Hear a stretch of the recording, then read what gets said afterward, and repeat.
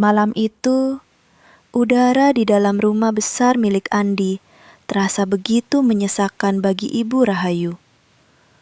Wangi masakan yang memenuhi ruangan seharusnya membawa kehangatan. Namun, bagi wanita berusia 62 tahun itu, aroma itu hanya membawa rasa cemas. Tangan kanannya sedikit bergetar saat ia mencoba merapikan piring-piring porselen di atas meja panjang. Gemetar itu kecil, namun cukup untuk membuat sendok-sendok perak di genggamannya berdenting pelan, menciptakan melodi kegelisahan yang hanya bisa didengar oleh dirinya sendiri. Ibu Rahayu menarik napas dalam-dalam, mencoba menenangkan saraf-sarafnya yang mulai tidak patuh. Ia tahu, malam ini sangat penting bagi Andi, putra sulungnya. Malam perayaan keberhasilan bisnis restoran baru yang sebenarnya dibangun di atas tanah warisan suaminya. Andi berjalan melewati ruang makan dengan langkah terburu-buru. Setelan jasnya tampak mahal dan licin, tanpa ada kerutan sedikit pun. Ia berhenti sejenak, menoleh ke arah ibunya dengan tatapan yang tajam, hampir seperti sedang menilai seorang pelayan yang tidak kompeten. Andi tidak tersenyum. Ia hanya melihat tangan ibunya yang masih bergetar. Ibu Rahayu segera menyembunyikan tangannya di balik celemek putih yang mulai kusam.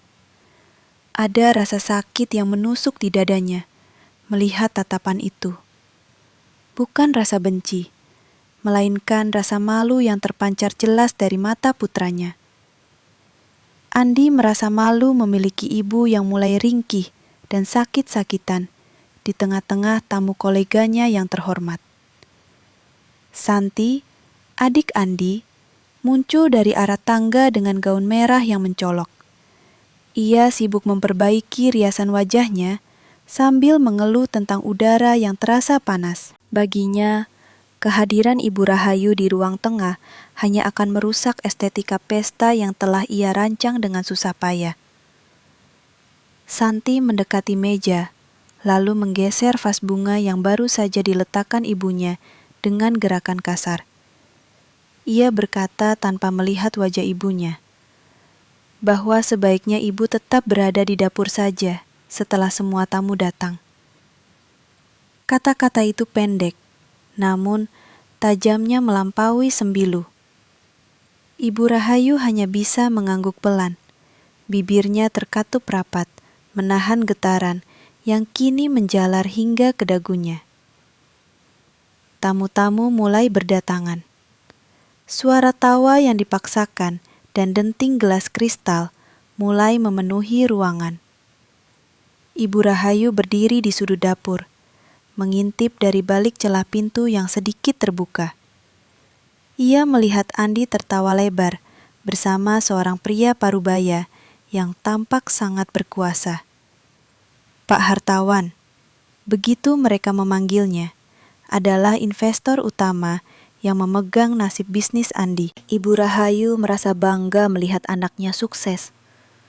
Namun, di saat yang sama, ia merasa seperti orang asing di rumahnya sendiri. Kenangan masa lalu berkelebat di benaknya. Kenangan saat ia harus menjual perhiasan satu-satunya demi biaya kuliah Andi. Atau saat ia memasak hingga larut malam agar Santi bisa membeli gaun pesta pertamanya. Sekarang, setelah mereka memiliki segalanya, mereka seolah lupa siapa yang telah menjadi jembatan bagi kesuksesan itu. Andi tiba-tiba memanggil ibunya, bukan dengan nada lembut, melainkan sebuah perintah agar Ibu Rahayu membawa keluar sup spesial yang menjadi hidangan utama. Ibu Rahayu ragu sejenak. Ia tahu tangannya sedang tidak stabil malam ini.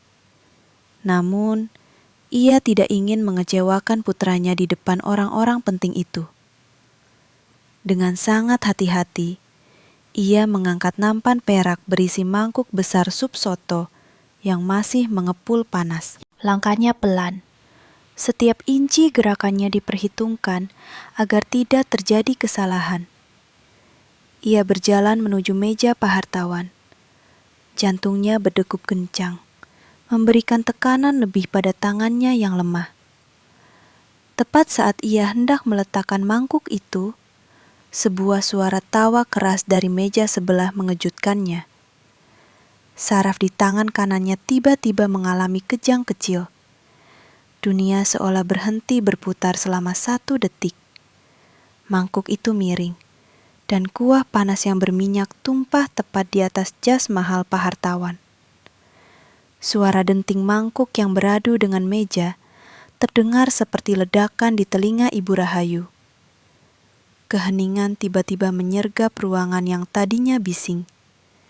Semua mata tertuju pada satu titik.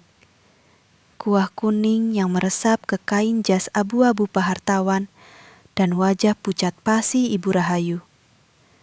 Wajah Andi berubah merah padam. Amarah yang selama ini terpendam di balik kedok kesopanan meledak seketika.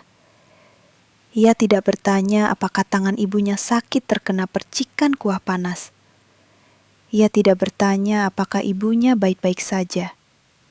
Hal pertama yang ia lakukan adalah membentak dengan suara yang menggelegar, menyebut ibunya ceroboh dan tidak berguna. Santi segera mendekat, bukan untuk menolong, melainkan untuk memperkeruh suasana dengan umpatan tentang betapa malunya ia memiliki ibu yang selalu membuat masalah. Pak Hartawan mencoba menenangkan situasi. Namun penghinaan yang dilontarkan Andi kepada ibunya sendiri sudah terlanjur memenuhi ruangan. Ibu Rahayu berdiri mematung. Air mata mulai menggenang di matanya yang sudah rabun. Ia melihat Andi yang ditarik oleh amarah, dan Santi yang sibuk meminta maaf kepada tamu, sambil menyalahkan ibunya berkali-kali. Di tengah keramaian itu, Ibu Rahayu merasa sangat kesepian. Ia merasa seolah-olah dirinya adalah sepotong kain lap tua yang sudah tidak layak lagi berada di istana yang megah. Ia menunduk, melihat tangannya yang merah karena panas. Namun rasa perih di sana tidak sebanding dengan hancurnya hatinya saat mendengar Andi berkata bahwa kehadirannya hanya menjadi kutukan bagi kemajuan mereka.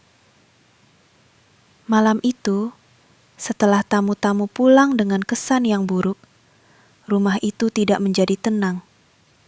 Justru sebaliknya, badai besar baru saja dimulai.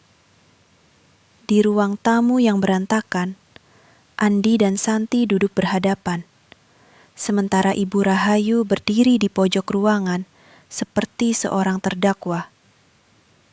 Andi melemparkan sebuah tas kecil ke lantai. Ia menyatakan dengan dingin bahwa ia sudah tidak sangpel lagi menanggung malu. Ia merasa penyakit ibunya, yang ia sebut sebagai penyakit orang jompo yang menjijikkan, akan menghancurkan masa depannya. Santi mendukung pernyataan itu dengan anggukan mantap. Mereka sudah sepakat bahwa Ibu Rahayu harus pergi. Ibu Rahayu hanya bisa terdiam. Ia ingin menjelaskan bahwa getaran di tangannya adalah akibat dari kelelahan bertahun-tahun merawat mereka tanpa henti. Ia ingin mengatakan bahwa ia hanya ingin merasa dihargai di hari tuanya. Namun, lidahnya terasa keluh. Melihat wajah kedua anaknya yang penuh kebencian, ia sadar bahwa cinta yang ia tanam selama puluhan tahun telah tumbuh menjadi pohon yang berbuah pahit. Malam itu juga, dalam kegelapan yang pekat, Andi memaksa ibunya untuk mengemasi pakaiannya yang hanya sedikit. Tidak ada pelukan perpisahan. Tidak ada tangis kehilangan dari pihak mereka.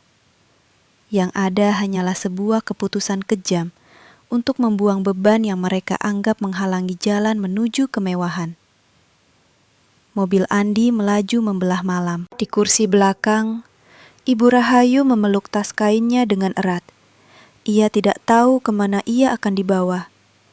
Ia hanya menatap keluar jendela, melihat lampu-lampu kota yang perlahan kabur karena air matanya yang terus mengalir. Ia teringat saat Andi masih kecil dan takut akan kegelapan. Ia akan memeluknya hingga pagi. Sekarang, Andilah yang membawanya menuju kegelapan yang sesungguhnya.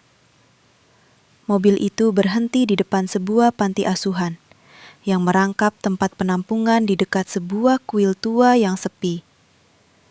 Andi menurunkan tas ibunya ke tanah, memberikan sejumlah uang yang tidak seberapa, lalu memutar mobilnya tanpa menoleh lagi. Ibu Rahayu berdiri sendirian di bawah lampu jalan yang remang-remang, menyaksikan lampu belakang mobil putranya menghilang di tikungan jalan, meninggalkan dirinya bersama kehampaan yang tak berujung. Udara malam di sekitar kuil tua itu terasa berkali-kali lipat lebih dingin daripada di dalam mobil Andi. Ibu Rahayu berdiri mematung di pinggir jalan, memeluk tas kainnya seolah-olah itu adalah satu-satunya benda yang menghubungkannya dengan kenyataan. Suara mesin mobil putranya telah lama hilang, digantikan oleh suara jangkrik dan embusan angin yang menggoyangkan dahan-dahan pohon besar di halaman kuil. Kakinya terasa lemas. Ia perlahan duduk di atas bangku semen yang sudah retak, menatap kosong ke aspal jalanan yang gelap. Di dalam benaknya, suara bentakan Andi masih menggema, beradu dengan suara tawa Santi yang menghina. Ia bertanya-tanya pada kegelapan, di mana letak kesalahannya sebagai seorang ibu? Apakah kasih sayang yang ia berikan selama puluhan tahun memang semurah itu, hingga bisa dibuang dalam satu malam? Pintu gerbang kuil yang terbuat dari kayu jati tua berderi terbuka. Seorang pria parubaya dengan pakaian sederhana keluar sambil membawa lampu senter. Itu adalah Pak Mulyo, pengurus panti dan tempat penampungan yang berada di bawah naungan kuil tersebut. Cahaya senter menyinari wajah Ibu Rahayu yang sembab dan pucat. Pak Mulyo tidak bertanya banyak. Ia sudah terlalu sering melihat pemandangan seperti ini. Orang tua yang diantar oleh anak-anaknya dengan alasan ingin yang terbaik. Namun, kenyataannya hanyalah pembuangan yang dibungkus dengan kata-kata manis atau paksaan. Pak Mulyo mendekat, lalu dengan lembut menyentuh bahu Ibu Rahayu, mengajaknya masuk ke dalam. Ibu Rahayu melangkah dengan ragu. Di dalam gedung tua itu, bau dupa dan kayu lapuk bercampur menjadi satu. Ia diberikan sebuah kamar kecil dengan satu tempat tidur kayu dan sebuah lemari tua. Tidak ada kemewahan, tidak ada AC yang mendesis. Hanya ada suara detak jam dinding yang lambat. Malam itu, Ibu Rahayu tidak bisa memejamkan mata. Setiap kali ia mencoba tidur, bayangan masa kecil Andi dan Santi muncul. Ia teringat bagaimana ia harus mengikat perutnya sendiri agar kedua anaknya bisa makan daging. Ia teringat bagaimana ia menjahit baju sekolah mereka dengan tangannya sendiri di bawah lampu minyak. Air matanya terus mengalir, membasahi bantal yang keras. Ia merasa seolah-olah seluruh hidupnya telah dicuri, meninggalkan dirinya hanya sebagai cangkang kosong yang tak lagi berarti. Pagi harinya, suasana kuil mulai hidup. Suara lonceng kecil dan gumam doa-doa pagi memenuhi udara. Ibu Rahayu tidak ingin terus tenggelam dalam kesedihan. Ia keluar dari kamarnya dan berjalan menuju area dapur kuil yang luas.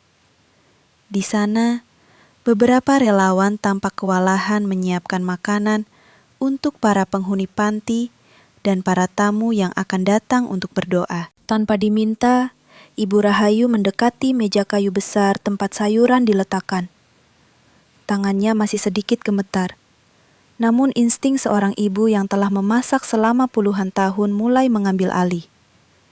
Ia mengambil pisau, perlahan mulai mengupas wortel, dan memotong buncis dengan gerakan yang sangat rapi. Awalnya, para relawan muda di sana menatapnya dengan ragu, karena melihat tangannya yang tidak stabil. Namun, keraguan itu sirna saat mereka melihat bagaimana Ibu Rahayu meracik bumbu. Ia tidak menggunakan timbangan, hanya mengandalkan indera penciuman dan rasa. Ia mencampur kemiri, kunyit, dan lengkuas dengan perbandingan yang sempurna. Saat kuah sayur mulai mendidih, aroma yang sangat harum mulai menyebar ke seluruh penjuru dapur, bahkan sampai ke ruang utama kuil. Aroma itu tidak seperti masakan biasa. Ada sesuatu yang hangat dan menenangkan di dalamnya, seperti pelukan seorang ibu yang telah lama hilang. Di tengah kesibukannya, Ibu Rahayu sempat terdiam. Ia teringat bahwa hari ini adalah hari Senin, hari di mana biasanya ia menyiapkan sarapan favorit Andi, yaitu nasi goreng cakalang dengan telur mata sapi yang bagian kuningnya masih meleleh. Hatinya kembali mencelos. Ia membayangkan, apakah Andi sudah sarapan? Apakah ada yang menyiapkan kopi untuknya? Rasa peduli itu masih ada, meskipun ia telah dibuang seperti sampah. Ibu Rahayu menghela napas panjang, mencoba mengusir rasa rindu yang beracun itu. Ia memfokuskan diri pada panci besar di depannya, menyalurkan seluruh rasa sakit dan cintanya ke dalam masakan tersebut. Siang itu, semua orang di panti tampak makan dengan lahap. Belum pernah ada masakan sedap itu di meja makan kuil sebelumnya. Pak Mulyo bahkan menambah porsinya 2 kali. Ia mendekati Ibu Rahayu yang sedang mencuci piring di sudut dapur. Pak Mulyo memuji rasa masakan itu dan mengatakan bahwa masakan Ibu Rahayu memiliki nyawa. Ibu Rahayu hanya tersenyum tipis, sebuah senyuman yang tidak sampai ke mata. Ia mengatakan bahwa satu-satunya hal yang ia miliki sekarang hanyalah kemampuan memasak ini, hal yang justru dianggap menjijikkan oleh anak-anaknya sendiri karena penyakit yang ia derita. Minggu-minggu pertama berlalu dengan rutinitas yang sama. Ibu Rahayu menjadi sosok yang sangat dihormati di dapur kuil. Namun, setiap kali hari Minggu tiba, ia selalu berdiri di depan gerbang kuil selama berjam-jam. Ia berharap melihat mobil hitam Andi muncul di tikungan jalan. Ia berharap anaknya akan datang, memeluknya, dan meminta maaf. Ia bahkan menyiapkan sebungkus kecil kue tradisional favorit Santi, berharap putri kecilnya itu akan datang untuk menjemputnya. Namun, setiap hari Minggu pula, harapan itu hancur saat matahari terbenam. Tidak ada mobil yang datang. Tidak ada telepon yang masuk. Andi dan Santi benar-benar telah menghapus nama ibu mereka dari kehidupan mereka. Kekecewaan yang bertumpuk mulai mengubah Ibu Rahayu. Kesedihan yang tadinya meledak-ledak, kini mulai membeku menjadi ketabahan yang sunyi. Ia mulai menyadari bahwa meratapi anak yang tidak menginginkannya hanya akan membunuhnya perlahan. Ia mulai berbicara lebih banyak dengan sesama penghuni panti, mendengarkan cerita-cerita mereka yang ternyata tidak jauh berbeda. Ada yang dibuang karena sudah pikun, ada yang ditinggalkan karena dianggap menghalangi karir anak. Di tempat ini, Ibu Rahayu menemukan sebuah keluarga baru yang tidak diikat oleh darah, melainkan oleh luka yang sama. Suatu hari, seorang pria dengan pakaian rapi dan kacamata hitam datang ke kuil. Namanya Pak Surya, seorang pengusaha besar yang rutin memberikan donasi untuk tempat tersebut. Pak Surya dikenal sebagai orang yang sangat pemilih dalam hal makanan, karena ia sendiri adalah pemilik jaringan hotel ternama. Saat ia mencicipi hidangan makan siang yang disiapkan oleh Ibu Rahayu, ia berhenti mengunyah. Matanya terbelalak. Ia mencicipi sesendok lagi, lalu menanyakan, siapa yang memasak sayur lodeh yang sangat luar biasa ini? Bumbunya meresap hingga ke dalam serat sayuran, dan rasa gurihnya begitu pas, tidak berlebihan. Pak Mulyo mengarahkan Pak Surya ke dapur. Di sana, ia melihat seorang wanita tua dengan rambut yang sudah memutih, sedang sibuk membersihkan meja dapur dengan gerakan yang pelan namun pasti. Pak Surya mendekat dan menyapa dengan sopan.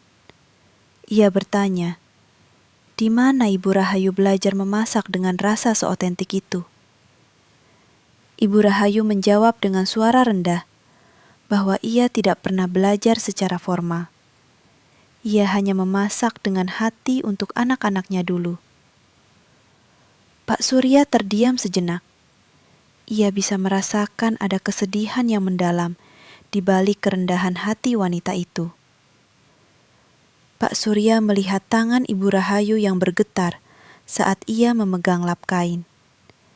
Alih-alih merasa jijik atau terganggu seperti Andi, Pak Surya justru menatapnya dengan penuh rasa hormat.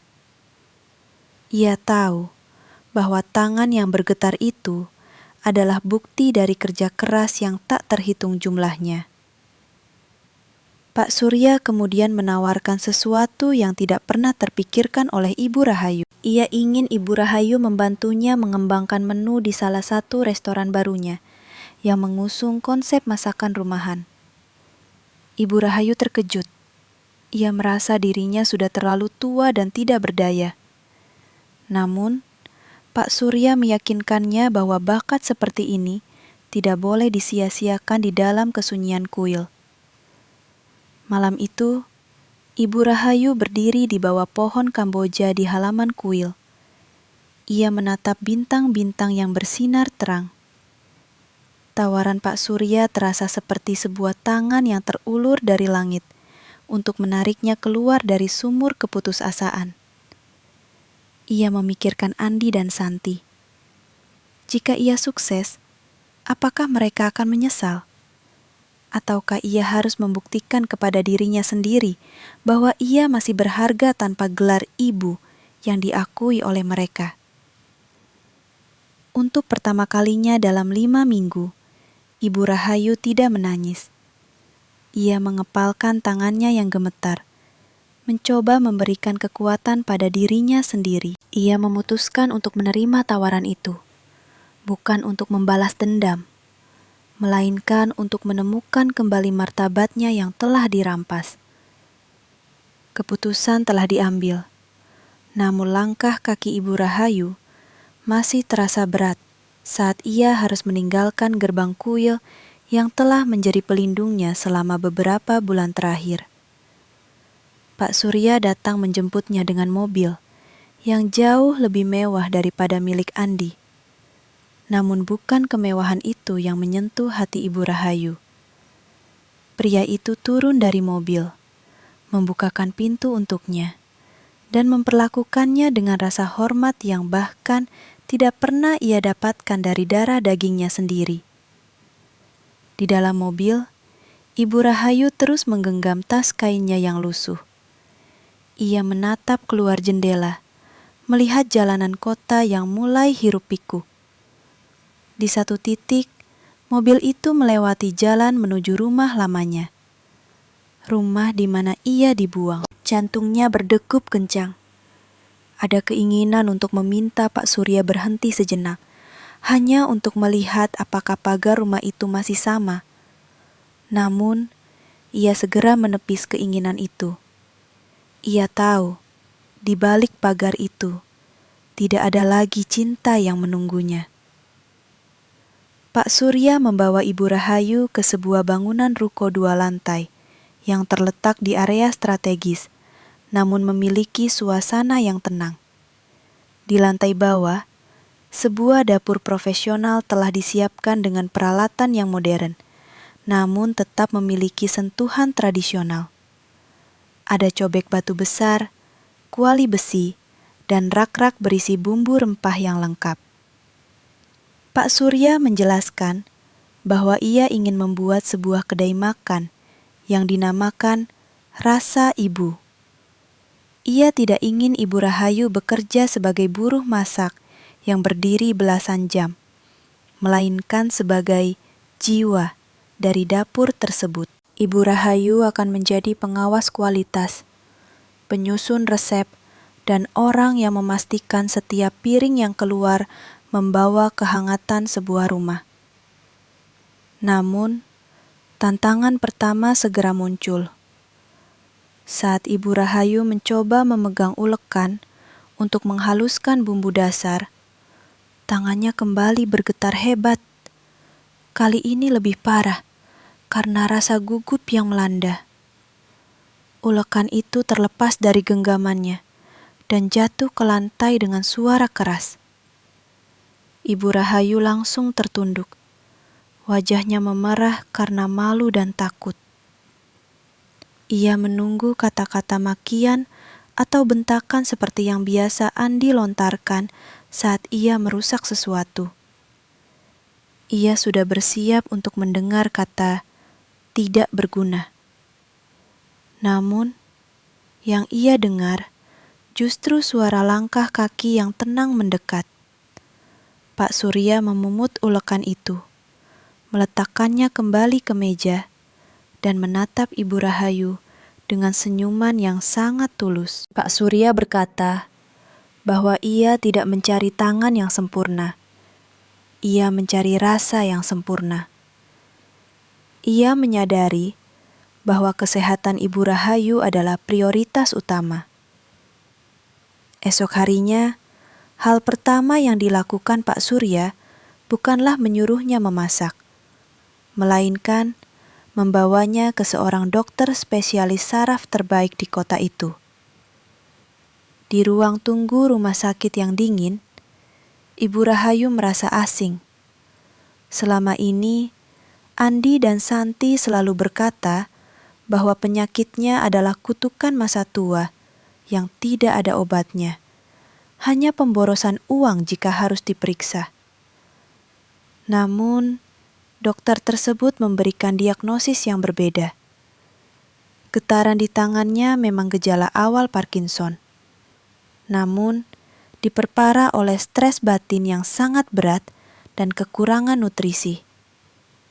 Dokter itu memberikan obat-obatan rutin dan terapi ringan. Untuk pertama kalinya dalam bertahun-tahun, Ibu Rahayu merasa ada seseorang yang benar-benar peduli. Apakah ia bisa sembuh atau tidak? Selama bulan-bulan pertama di Rasa Ibu, Ibu Rahayu mulai belajar beradaptasi. Ia melatih tangannya dengan sabar. Pak Surya juga mempekerjakan 2 asisten muda, Maya dan Rudi, yang diperintahkan untuk belajar langsung dari Ibu Rahayu. Awalnya, kedua anak muda ini bingung mengapa mereka harus belajar dari seorang wanita tua yang bahkan sulit memegang pisau dengan stabil. Namun, sikap mereka berubah total saat mereka mencicipi bumbu kacang buatan Ibu Rahayu yang diproses dengan teknik penyangraian lama. Mereka menyadari bahwa teknik yang dimiliki Ibu Rahayu adalah ilmu yang tidak ada di sekolah kuliner manapun.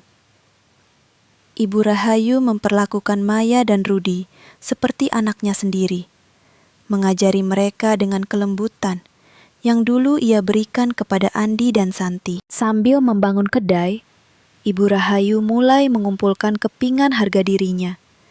Ia mulai mengenakan pakaian yang rapi, meskipun tetap sederhana.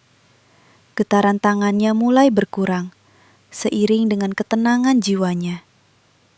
Namun, ujian batin tetap datang. Suatu siang, Maya masuk ke dapur sambil membawa sebuah koran lokal. Di halaman bisnis, ada berita tentang restoran milik Andi yang sedang mengalami krisis besar karena masalah sanitasi dan pelayanan yang buruk. Hati Ibu Rahayu bergetar bukan karena penyakit, melainkan karena naluri seorang ibu. Ada rasa ingin tahu, ada rasa cemas. Ia membayangkan putranya sedang kebingungan menghadapi masalah itu. Malamnya, Ibu Rahayu tidak bisa tidur. Ia duduk di balkon lantai 2 ruko tempat tinggalnya yang baru. Ia menatap rembulan. Teringat bagaimana dulu ia selalu menjadi tempat Andi mengadu saat usahanya mengalami kesulitan kecil. Sekarang, saat badai besar melanda anaknya, ia tidak ada di sana. Ada bisikan di hatinya untuk kembali, untuk membawa tabungan kecilnya dan memberikannya kepada Andi. Namun, di saat itulah ia teringat momen di Tramse, saat ia ditinggalkan di kegelapan tanpa sepeser uang pun untuk pulang. Ia teringat bagaimana Santi menertawakan tangannya yang bergetar.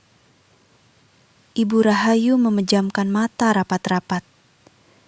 Ia menyadari bahwa jika ia kembali sekarang, ia hanya akan menjadi karpet yang akan diinjak-injak lagi. Ia harus menjadi kuat, bukan hanya untuk dirinya sendiri, tetapi untuk menunjukkan bahwa martabat seorang ibu tidak bisa dibeli atau dibuang sembarangan. Pak Surya kemudian datang membawa kabar penting. Ia telah menemukan sebuah lokasi lahan yang sedang dalam proses penyitaan oleh bank karena pemiliknya tidak mampu membayar utang. Lokasi itu sangat luas dan sangat strategis, tepat di pusat bisnis kota. Pak Surya berencana membeli lahan itu melalui perusahaan konsorsiumnya dan menjadikannya lokasi pusat rasa ibu. Saat melihat dokumen lahan tersebut, jantung Ibu Rahayu seolah berhenti berdetak. Ia sangat mengenal alamat itu. Itu adalah lahan di mana restoran Andi berdiri. Lahan yang dulu adalah milik suaminya, yang telah dipindah tangankan ke nama Andi, dengan janji bahwa Andi akan menjaga ibunya selamanya di sana. Melihat ekspresi Ibu Rahayu yang berubah drastis, Pak Surya terdiam. Ia baru menyadari bahwa inilah alasan mengapa Ibu Rahayu begitu terluka. Lahan itu adalah simbol pengkhianatan terbesar. Andi tidak hanya membuang ibunya, tetapi juga sedang menghancurkan warisan ayahnya karena keserakahan dan manajemen yang buruk. Pak Surya memberikan pilihan kepada Ibu Rahayu. Apakah mereka harus membatalkan rencana pembelian itu untuk menghindari kenangan pahit? Atau justru membelinya agar lahan itu tidak jatuh ke tangan orang asing yang tidak menghargai sejarahnya? Ibu Rahayu terdiam cukup lama. Di dalam pikirannya, berkecamuk antara rasa kasih dan rasa keadilan. Jika Pak Surya membeli lahan itu, secara teknis Ibu Rahayu akan menjadi pemilik dari tanah di mana Andi sedang berjuang mempertahankan restorannya. Ini adalah twist takdir yang luar biasa. Setelah merenung semalaman, Ibu Rahayu akhirnya membuat keputusan yang akan mengubah jalannya sejarah keluarga mereka. Ia menatap Pak Surya dengan tatapan yang tajam dan mantap. Tatapan yang belum pernah ia tunjukkan sebelumnya. Ia setuju untuk membeli lahan itu. Namun, ia meminta satu syarat. Namanya tidak boleh muncul sebagai pembeli utama di dokumen manapun sampai saat yang tepat tiba. Ia ingin tetap menjadi bayangan yang memperhatikan dari jauh. Momen ini menjadi akhir dari masa lalu Ibu Rahayu yang rapuh. Ia mulai berhenti pergi ke gerbang untuk menunggu. Ia membakar semua foto lama yang membawa kesedihan, menyisakan hanya kenangan tentang suaminya. Ia mulai fokus sepenuhnya pada peluncuran rasa ibu. Ia tahu bahwa 5 tahun ke depan akan menjadi perjalanan yang panjang. Ia akan membangun kerajaan kulinernya sendiri, bukan dengan kemarahan, tetapi dengan rasa yang tak tertandingi. Ia akan membuktikan bahwa tangan yang bergetar ini masih mampu meracik bumbu kehidupan yang paling nikmat. Sementara anak-anaknya mungkin akan tenggelam dalam keserakahan mereka sendiri. Pagi itu, saat matahari terbit dengan cahaya keemasan yang menembus celah dapur, Ibu Rahayu mengenakan celemek barunya yang bertuliskan Master Chef Rahayu. Ia berdiri di depan kuali besar, menghirup aroma rempah yang menguap bersama uap panas. Ia tersenyum, bukan senyuman sedih seperti dulu, melainkan senyuman seorang pemenang yang telah berhasil berdamai dengan lukanya. Ia siap untuk memulai babak baru, di mana ia bukan lagi seorang ibu yang dibuang, melainkan seorang wanita yang berdaulat atas nasibnya sendiri. 5 tahun telah berlalu seperti hembusan angin yang membawa perubahan besar. Di sebuah kantor yang elegan dengan dinding kaca besar yang menghadap ke arah pusat kota, seorang wanita berdiri menatap senja. Ia tidak lagi mengenakan daster kusam atau celemek yang ternoda minyak jelantah. Wanita itu mengenakan setelan kebaya modern berwarna biru tua yang anggun. Rambutnya yang memutih tertata rapi dalam sanggul sederhana namun berkelas. Di tangannya, sebuah bros emas berbentuk bunga melati melingkar indah. Ia adalah Bunda Rahayu, begitu orang-orang sekarang memanggilnya. Getaran di tangannya tidak sepenuhnya hilang, namun kini tangan itu tampak tenang, menggenggam cangkir teh porselen dengan penuh martabat. Pengobatan rutin dan ketenangan batin telah memberinya kehidupan kedua yang tidak pernah ia bayangkan saat ia duduk di bangku semen depan kuil 5 tahun lalu. Merek rasa ibu kini bukan lagi sekedar kedai kecil di ruko 2 lantai. Di bawah bimbingan Pak Surya dan dedikasi luar biasa dari Bunda Rahayu, merek itu telah berkembang menjadi jaringan restoran kelas atas yang memiliki belasan cabang. Keajaiban masakan Bunda Rahayu terletak pada kemampuannya membangkitkan kenangan. Orang-orang rela mengantre berjam-jam hanya untuk mencicipi sepiring lodeh atau rendang yang rasanya persis seperti masakan ibu mereka di kampung halaman. Namun, bagi Bunda Rahayu, kesuksesan ini bukan tentang tumpukan uang di rekening bank. Setiap suapan yang dinikmati pelanggannya adalah sebuah pembuktian bahwa kasih sayang yang dituangkan dalam masakan memiliki kekuatan yang tak terkalahkan oleh teknologi atau kemewahan semu. Di sisi lain kota yang sama, di sebuah bangunan yang catnya mulai mengelupas dan papan namanya tampak pudar, suasananya sangat berbeda. Restoran milik Andi, yang dulu ia banggakan sebagai simbol kesuksesan, kini tampak seperti rumah hantu.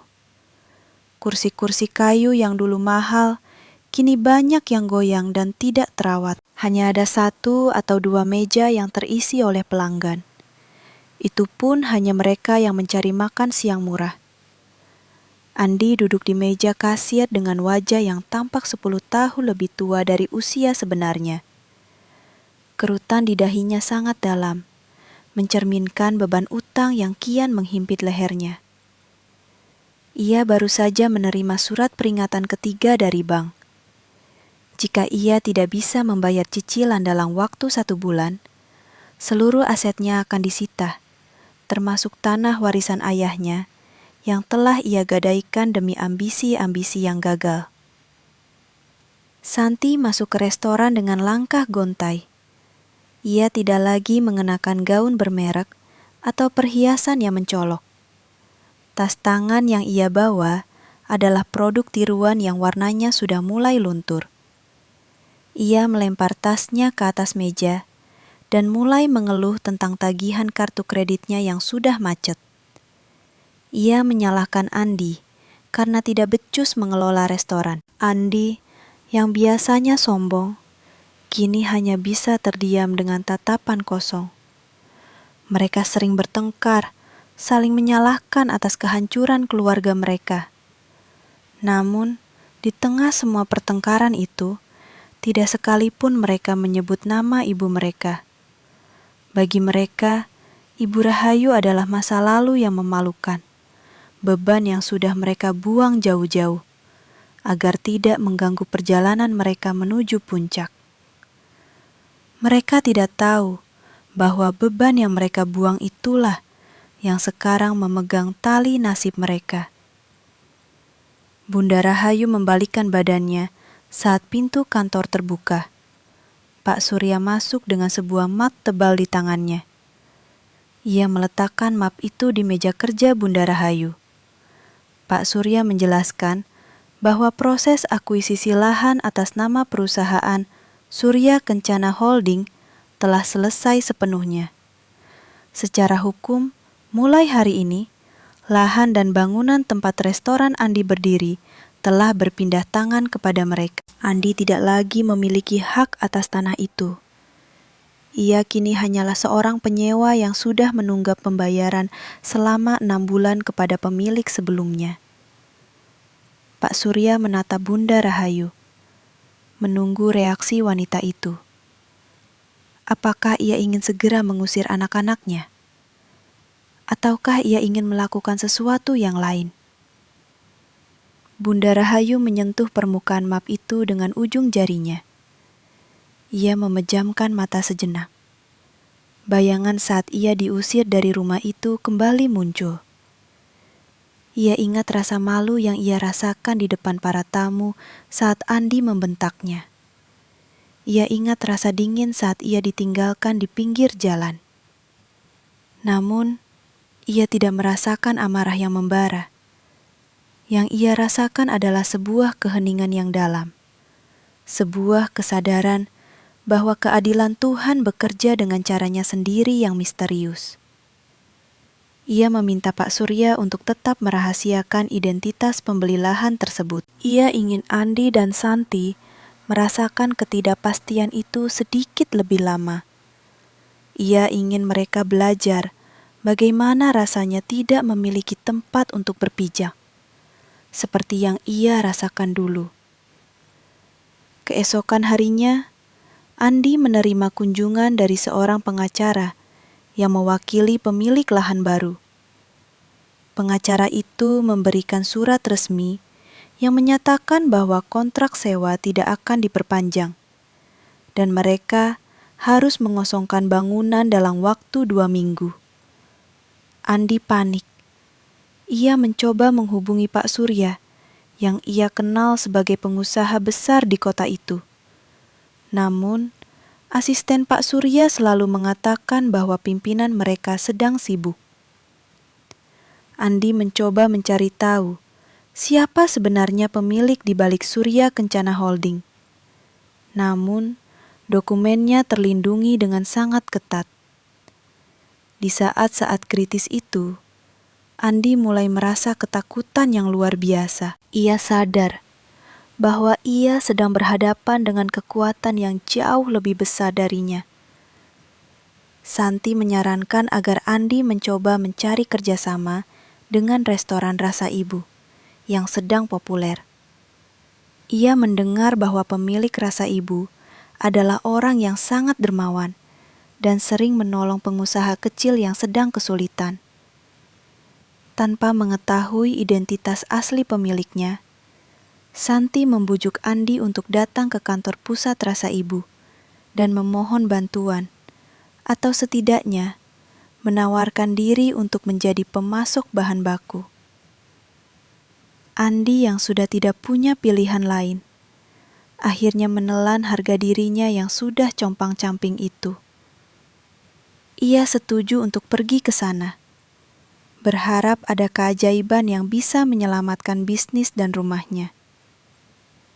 Pagi itu, Andi mengenakan kemeja terbaik yang masih ia miliki, mencoba menutupi kegugupannya.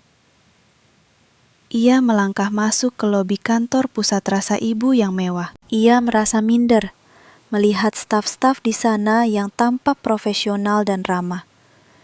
Ia meminta izin untuk bertemu dengan pimpinan. Namun, resepsionis mengatakan bahwa jadwal Bunda sangat padat. Andi menunggu di lobi selama berjam-jam.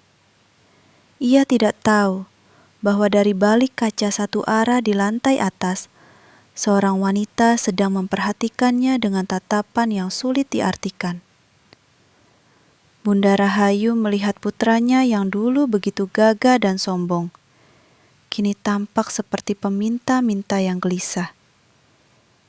Ada setetes air mata yang jatuh di pipi Bunda Rahayu. Namun, ia segera mengusapnya. Ia teringat kata-kata Pak Surya, bahwa kelembutan tanpa ketegasan hanya akan membuat orang lain terus menginjak-injak kita.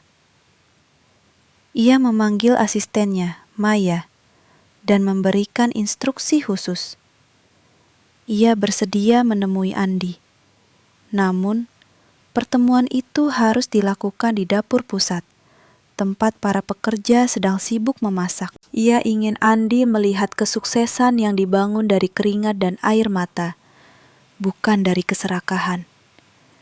Dan yang terpenting, ia ingin pertemuan itu terjadi saat ia sedang berada di tengah-tengah kesibukannya, bukan sebagai seorang ibu, melainkan sebagai seorang pemimpin. Andi dipersilakan masuk ke area dapur yang sangat luas dan bersih. Bau rempah yang sangat ia kenali memenuhi udara. Bau itu mengingatkannya pada sesuatu yang sangat jauh di masa kecilnya. Sesuatu yang hangat, namun sudah lama ia lupakan. Ia berjalan melewati deretan kuali besar dan rak-rak bumbu. Di ujung ruangan, ia melihat seorang wanita yang memunggungi dirinya, sedang mengawasi pembuatan bumbu dasar. Wanita itu mengenakan seragam chef putih yang elegan, dengan bordir emas di kerahnya. Andi berdehem pelan, mencoba menarik perhatian wanita itu. Ia memulai dengan kata-kata manis tentang betapa ia mengagumi kesuksesan rasa ibu, dan bagaimana ia ingin belajar atau bekerja sama. Wanita itu tetap diam, membiarkan Andi berbicara panjang lebar selama beberapa menit. Andi menceritakan kesulitannya, tentang lahan restorannya yang akan disita, dan tentang harapannya agar ada malaikat yang bisa menolongnya. Saat Andi berhenti bicara karena kehabisan kata-kata, wanita itu perlahan membalikkan tubuhnya. Ia melepaskan masker dapur yang ia kenakan. Waktu seolah berhenti bagi Andi. Jantungnya terasa seperti berhenti berdetak saat ia menatap wajah wanita di depannya. Wajah itu adalah wajah yang sudah tidak ia lihat selama 5 tahun. Wajah yang ia buang di kegelapan malam. Mata Andi membelalak. Bibirnya bergetar hebat. Ia mencoba memanggil, "Ibu?" Namun suaranya hanya berupa bisikan yang tertelan oleh suara bising di dapur. Bunda Rahayu menatapnya dengan tenang, tanpa ada kebencian, namun juga tanpa ada kehangatan yang dulu selalu ia berikan secara cuma-cuma. Ia tidak menjawab panggilan itu. Ia hanya meletakkan sebuah sendok kayu di atas meja, lalu berkata dengan suara yang mantap namun dingin, bahwa di tempat ini, ia bukan lagi seorang ibu bagi orang yang tidak menghargai keberadaannya. Ia adalah pemilik dari segala yang Andi lihat, termasuk tanah yang sedang Andi tangisi.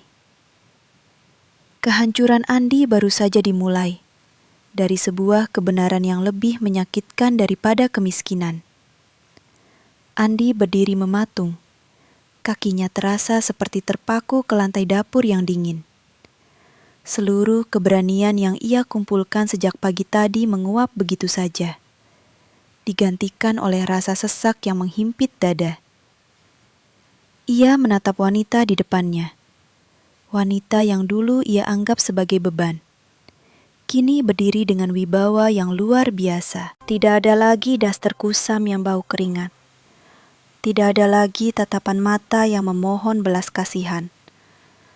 Yang ada hanyalah Bunda Rahayu, sang pemilik kerajaan kuliner yang ia puja-puja tanpa tahu identitas aslinya. Andi ingin bicara, namun lidahnya terasa kaku. Ingatannya kembali ke malam itu, saat ia menurunkan ibunya di depan kuil tua tanpa sedikit pun rasa sesal. Sekarang, takdir sedang menertawakannya tepat di depan wajahnya. Bunda Rahayu tidak segera memecah keheningan. Ia justru kembali fokus pada panci besar di depannya, mengaduk bumbu dengan gerakan yang anggun dan tenang. Setiap putaran sendok kayunya seolah-olah sedang mengaduk emosi Andi yang carut-marut. Setelah beberapa saat yang terasa seperti selamanya, Bunda Rahayu meletakkan sendok itu dan menatap Andi kembali. Ia bertanya dengan nada yang sangat datar.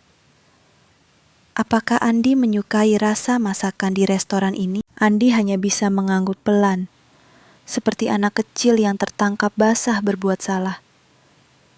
Bunda Rahayu tersenyum tipis, sebuah senyuman yang lebih menyakitkan daripada tamparan. Ia berkata bahwa rasa itu adalah rasa yang sama dengan yang dulu ia sajikan di rumah. Namun dulu, Andi menyebutnya sebagai masakan yang ketinggalan zaman dan tidak layak jual. Di saat suasana sedang sangat tegang, pintu dapur terbuka dengan kasar. Santi masuk dengan wajah yang penuh kecemasan, namun masih tampak berusaha menjaga penampilannya. Ia langsung menghampiri Andi, bertanya apakah ia sudah bertemu dengan pemilik restoran ini. Santi belum menyadari siapa wanita yang berdiri di depan kakaknya. Ia terus mengomel tentang penagih utang yang baru saja mendatangi rumah mereka dan mengancam akan menyita mobil terakhir mereka. Santi menoleh ke arah Bunda Rahayu, hendak mengeluarkan rayuan mautnya yang biasa ia gunakan untuk memanipulasi orang. Namun, kata-katanya terhenti di tenggorokan. Matanya membelalak, wajahnya berubah pucat dalam sekejap. Santi hampir terjatuh jika ia tidak segera berpegangan pada meja besi di sampingnya. Ia memanggil ibunya dengan suara yang melengking, penuh dengan ketidakpercayaan. Ia mencoba mendekat, hendak memeluk ibunya seperti tidak pernah terjadi apa-apa selama 5 tahun ini. Ia mulai mengeluarkan air mata buaya, menangis terisak-isak sambil berkata betapa ia merindukan ibunya setiap hari. Santi bercerita betapa ia sudah mencari ibunya kemana-mana. Sebuah kebohongan besar yang bahkan ia sendiri tahu betapa buruknya itu terdengar. Ia mencoba menyentuh tangan Bunda Rahayu. Namun, wanita itu perlahan menarik tangannya menjauh. Bunda Rahayu menatap Santi dengan mata yang jernih, namun sedingin es. Bunda Rahayu berkata bahwa selama 5 tahun, ia tidak pernah melihat satu pun iklan pencarian orang hilang di koran atau televisi yang menyebutkan namanya. Ia juga tidak pernah melihat kedua anaknya kembali ke kuil tua itu, meskipun jaraknya hanya 1 jam perjalanan dari rumah mereka. Keheningan kembali menyergap. Santi terdiam. Wajahnya merah padam karena malu. Kebohongannya hancur berkeping-keping di bawah tatapan ibunya. Bunda Rahayu kemudian mengajak mereka ke ruang kantornya yang luas. Di sana, melalui dinding kaca, mereka bisa melihat ratusan karyawan yang bekerja dengan giat. Bunda Rahayu menunjukkan bahwa kesuksesan ini dibangun tanpa bantuan siapapun dari masa lalunya, terutama mereka yang telah membuangnya. Andi mencoba mengambil celah. Dengan suara yang gemetar, ia mulai menceritakan tentang masalah finansialnya. Ia memohon agar ibunya mau membantunya membayar utang ke bank dan menyelamatkan lahan restoran mereka. Andi berjanji, jika ibunya membantu kali ini, ia akan membawa ibunya pulang ke rumah besar itu dan merawatnya dengan baik.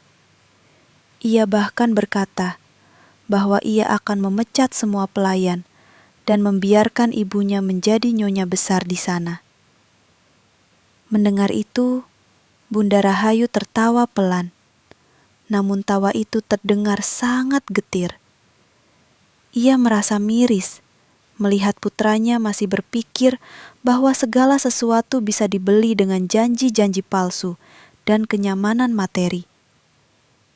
Bunda Rahayu berdiri dari kursi kebesarannya, berjalan mendekati jendela kaca yang besar. Ia menunjukkan lahan yang berada di seberang jalan, lahan yang baru saja ia beli. Ia mengonfirmasi kebenaran yang paling ditakuti oleh Andi, bahwa dialah pemilik baru tanah tempat restoran Andi berdiri. Ia menjelaskan bahwa secara hukum, ia bisa saja mengusir Andi dan Santi sekarang juga, membiarkan mereka menggelandang di jalanan tanpa membawa apapun, persis seperti yang mereka lakukan kepadanya 5 tahun lalu. Andi dan Santi bersimpuh di lantai, menangis memohon ampun. Mereka bersujud di kaki ibunya, sesuatu yang tidak pernah mereka lakukan, bahkan saat ayah mereka meninggal dunia. Namun, Bunda Rahayu bukanlah wanita yang didorong oleh dendam murahan. Ia telah belajar banyak tentang kehidupan selama tinggal di kuil dan bekerja bersama Pak Surya. Ia tahu bahwa memberikan uang secara cuma-cuma kepada anak-anaknya hanya akan membuat mereka tetap menjadi manusia yang serakah dan malas.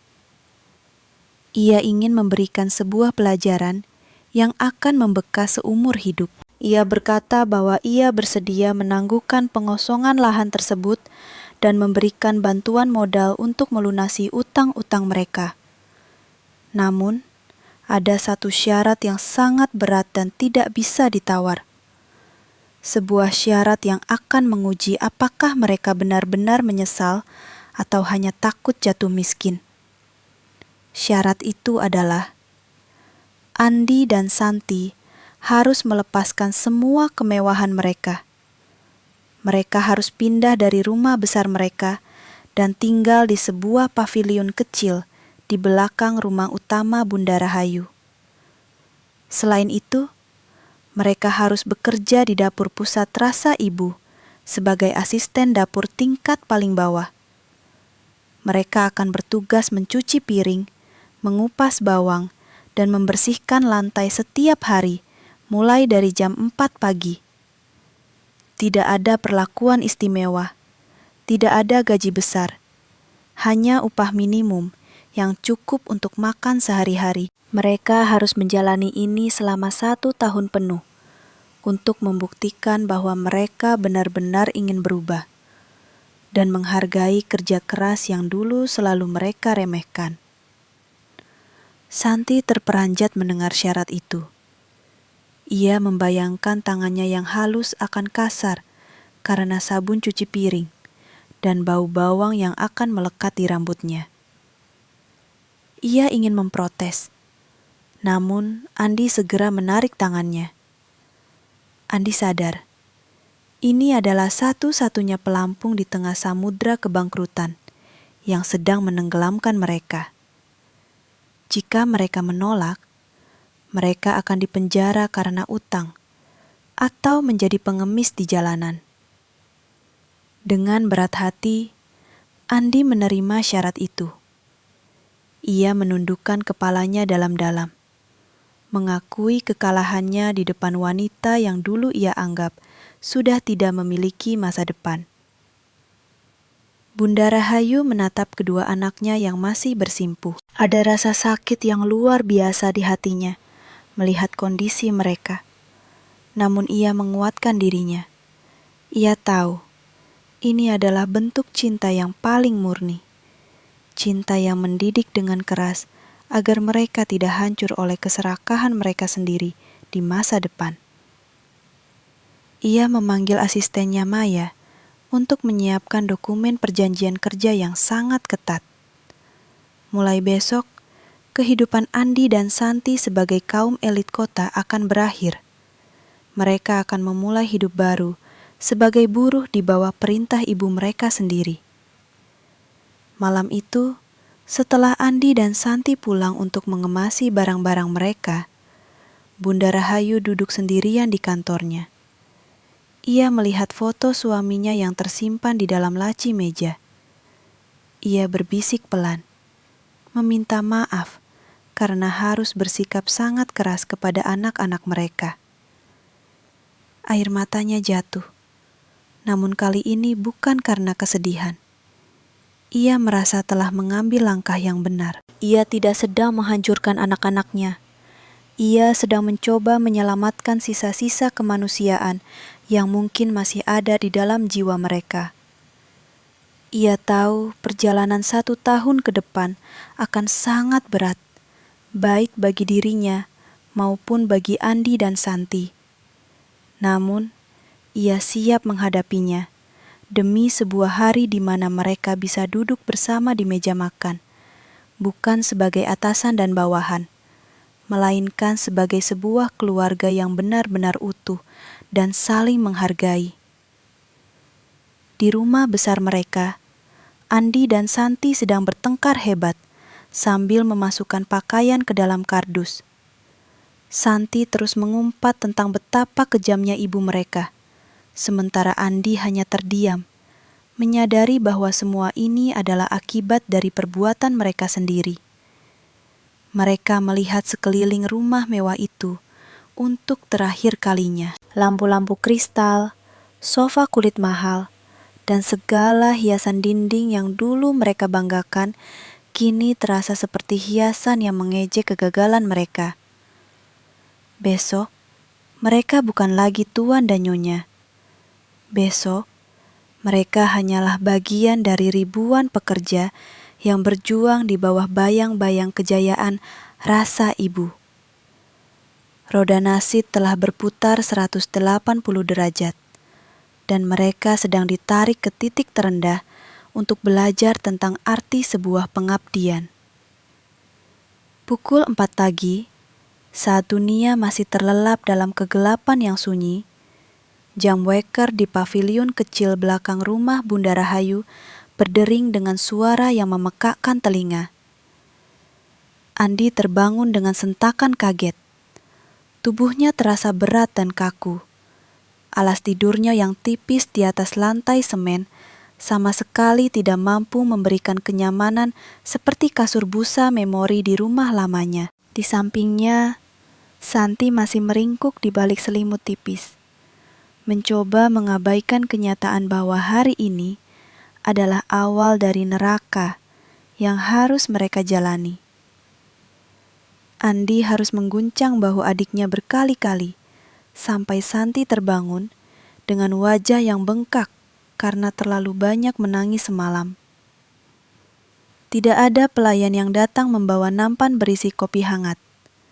Tidak ada air hangat yang mengalir otomatis di kamar mandi. Yang ada hanyalah udara pagi yang menggigit tulang dan perintah yang harus dipatuhi. Mereka melangkah menuju dapur pusat dengan langkah gontai. Di sana, lampu-lampu neon sudah menyala terang. Maya sudah berdiri di depan pintu dapur dengan daftar tugas di tangannya. Maya, yang usianya jauh lebih muda dari Andi, menatap mereka dengan tatapan profesional yang dingin. Tidak ada rasa hormat khusus, karena mereka adalah anak sang pemilik. Bagi Maya dan seluruh staf di sini, mereka hanyalah pekerja magang yang sedang menjalani hukuman. Maya segera memberikan instruksi. Andi ditugaskan untuk membersihkan seluruh area lantai dapur dan memindahkan karung-karung beras seberat 50 kg dari gudang ke area masak. Sementara itu, Santi ditempatkan di bagian persiapan bumbu, yang berarti ia harus mengupas puluhan kilogram bawang merah dan bawang putih secara manual. Santi menatap tumpukan karung bawang yang setinggi pinggangnya dengan tatapan horor. Ia mencoba memprotes, mengatakan bahwa kulitnya sangat sensitif dan matanya akan iritasi. Namun, Maya hanya menunjuk ke arah jam dinding dan mengingatkan bahwa dalam 3 jam lagi, distribusi makanan ke cabang-cabang harus segera dimulai. Dengan tangan gemetar, Santi mulai mengambil pisau kecil dan mengupas satu persatu. Dalam waktu kurang dari 5 menit, matanya mulai terasa panas. Air mata mengalir deras, bukan karena kesedihan kali ini, melainkan karena uap tajam dari bawang-bawang itu. Ia terisak, mencoba mengusap matanya dengan punggung tangan yang kotor, yang justru membuat rasa perihnya semakin menjadi-jadi. Ia melihat tangan halusnya, yang dulu rutin mendapatkan perawatan manikur, kini mulai berlumuran getah bawang dan debu tanah. Di sudut lain, Andi sedang berjuang dengan karung beras. Nafasnya terengah-engah. Keringat dingin membasahi kaos yang ia kenakan. Ia yang biasanya hanya memegang pena atau ponsel mahal, kini harus merasakan kasarnya anyaman karung yang menyayat pundaknya. Setiap kali ia menjatuhkan karung ke lantai dengan suara keras, pekerja lain akan menoleh dan berbisik-bisik. Andi bisa mendengar sayup-sayup mereka membicarakan tentang anak bos yang durhaka, yang kini sedang menerima karmanya. Rasa malu membakar wajahnya lebih panas daripada suhu di dekat kompor besar. Ia merasa seperti binatang di dalam sirkus yang sedang dipertontonkan. Namun, ia tidak berani berhenti. Ia tahu, di lantai atas, di balik kaca hitam yang tak tertembus pandangan, ibunya mungkin sedang mengawasinya. Bunda Rahayu memang berada di sana. Ia berdiri di balik jendela kantornya, memegang secangkir teh jahe hangat. Matanya terpaku pada sosok Andi yang sedang berjuang menyeret karung beras. Hatinya seperti diiris sembilu. Sebagai seorang ibu, insting pertamanya adalah ingin turun ke bawah, memeluk anaknya, dan menyuruhnya berhenti. Ia ingin mengatakan bahwa semua ini sudah cukup. Namun, setiap kali keinginan itu muncul, bayangan dirinya sendiri yang sedang memohon belas kasihan di malam pengusiran itu kembali hadir. Ia ingat bagaimana Andi melihatnya dengan jijik saat tangannya bergetar. Bunda Rahayu mengepalkan tangannya, mencoba menguatkan hati. Ia tahu, jika ia menyerah sekarang, Andi tidak akan pernah menjadi pria sejati yang menghargai arti perjuangan. Menjelang siang, dapur menjadi sangat kacau. Suara denting kuali, uap panas dari rebusan kaldu, dan teriakan-teriakan koordinasi menciptakan atmosfer yang sangat menekan. Santi diminta untuk mencuci tumpukan piring dan panci besar yang berlemak. Sabun cuci piring yang keras mulai membuat kulit tangannya terasa kering dan pecah-pecah. Ia harus berdiri berjam-jam di depan bak cuci yang penuh dengan air kotor dan sisa makanan. Beberapa kali ia merasa mual dan ingin muntah. Namun, pengawas dapur terus membentaknya agar bekerja lebih cepat. Di saat itulah, Santi mulai menyadari sesuatu yang sangat menyakitkan. Ia ingat bagaimana dulu ia sering melempar piring kotor ke arah ibunya dan mengeluh jika ada sedikit saja noda yang tertinggal. Sekarang, ia merasakan sendiri betapa beratnya hanya untuk membersihkan satu panci besar yang dasarnya gosong. Andi juga mengalami hal yang sama. Saat ia sedang mengepel lantai, seorang koki muda tidak sengaja menumpahkan kuah sayur yang berminyak di area yang baru saja Andi bersihkan. Andi secara refleks membentak koki itu dengan nada sombongnya yang lama. Namun, koki itu tidak takut. Koki itu justru menatap Andi dengan tajam dan berkata bahwa di dapur ini semua orang sama. Jika ada yang kotor, maka tugas petugas kebersihanlah untuk membersihkannya tanpa banyak bicara. Andi terdiam. Ia baru menyadari bahwa tanpa gelar anak pemilik dan tanpa harta di sakunya, ia bukanlah siapa-siapa. Ia hanyalah seorang pria parubaya yang bahkan tidak tahu cara mengepel lantai dengan benar. Dengan tangan yang gemetar karena kelelahan, Andi kembali menunduk dan menggosok lantai itu hingga bersih. Waktu istirahat makan siang tiba, namun Andi dan Santi tidak diperbolehkan makan di meja yang sama dengan staf senior. Mereka harus makan di bangku panjang di belakang gudang, bergabung dengan para pekerja kasar lainnya. Makanan yang diberikan adalah menu yang sama dengan yang dimasak oleh mereka sendiri. Nasi, sayur lodeh, dan sepotong tempe. Andi menatap piring plastiknya. Ia teringat betapa seringnya ia membuang makanan mewah di restoran mahal karena rasanya kurang pas. Sekarang, nasi sederhana ini terasa seperti hidangan yang paling nikmat karena perutnya yang sangat lapar. Ia melihat Santi yang duduk di sampingnya, tertidur dengan kepala bersandar pada dinding gudang, masih dengan celemek yang basah dan bau bawang yang menyengat. 1 minggu berlalu, dan kondisi fisik mereka mulai menunjukkan tanda-tanda kelelahan yang ekstrim. Tubuh Andi dipenuhi memar karena mengangkat beban, sementara tangan Santi mulai terkelupas dan perih. Namun, perubahan yang lebih besar terjadi di dalam jiwa mereka. Keangkuhan mereka perlahan-lahan terkikis oleh rasa lelah yang luar biasa. Tidak ada lagi energi untuk bertengkar atau menyalahkan satu sama lain. Setiap malam, mereka kembali ke paviliun dalam keadaan hancur, langsung tertidur tanpa sempat mengganti pakaian. Mereka mulai belajar untuk menghargai setiap detik waktu istirahat dan setiap rupiah yang mereka hasilkan. Suatu malam, saat hujan deras mengguyur kota, Andi melihat ibunya sedang berjalan menuju mobil di parkiran. Bunda Rahayu tampak kesulitan memegang payung karena angin yang kencang, ditambah dengan getaran di tangannya yang terkadang muncul kembali saat ia lelah.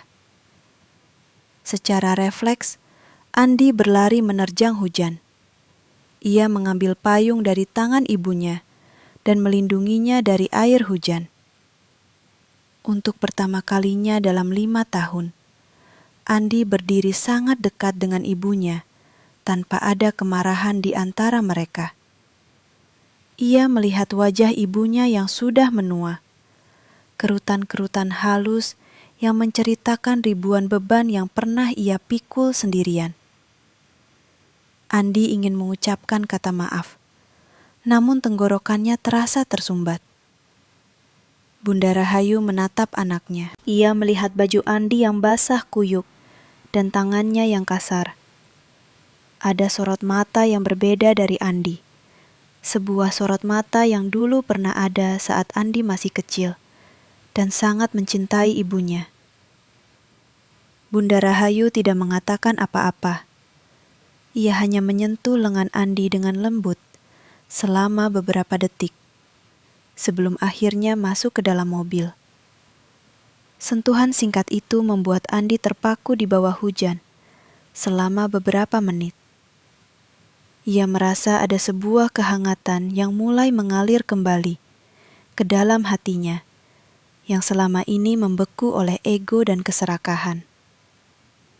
Di paviliun, Santi sedang mencoba mengoleskan minyak pada luka-luka di tangannya. Ia melihat Andi masuk dengan pakaian basah kuyup, namun dengan wajah yang tampak lebih tenang. Santi mulai menangis. Namun kali ini tangisannya berbeda. Ia berkata kepada Andi bahwa ia merindukan saat-saat mereka masih miskin dulu. Saat ibu masih sering memasakkan mereka sup ayam hangat saat mereka sakit. Ia menyadari bahwa kekayaan yang mereka miliki selama 5 tahun terakhir justru membuat mereka menjadi manusia yang mengerikan. Andi memeluk adiknya, mencoba memberikan kekuatan. Mereka menyadari bahwa hukuman ini bukanlah bentuk kebencian dari ibu mereka, melainkan sebuah jalan panjang menuju penebusan dosa yang harus mereka tempuh dengan penuh kesabaran.